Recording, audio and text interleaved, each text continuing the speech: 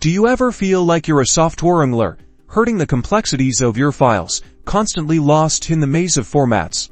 Today, we're exploring a common, yet often misunderstood, challenge: seamlessly integrating your Photoshop designs into the world of Adobe Xd. It's all about keeping your precious designs aligned across your favorite creative tools. Our first step: preparation. First, make sure all elements, typography, graphical assets and design elements such as shapes, effects and layer styles are organized and named thoughtfully. A bit of upfront cleaning will save you a lot of trouble.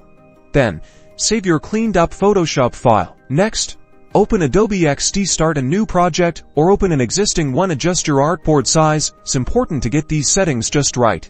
After this, select File in the Adobe Xd menu, then select Import and then Photoshop PSD. A dialog box will appear allowing you to find your Photoshop file. Adobe Xd will give you options on how you would like to import. You have the option to place the design as a picture, bring the images across, and the editable text and design elements as layers. You can edit, click Import, and your Photoshop creation will now be editable within Adobe Xd. And with that, your design has successfully made it over to Adobe Xd.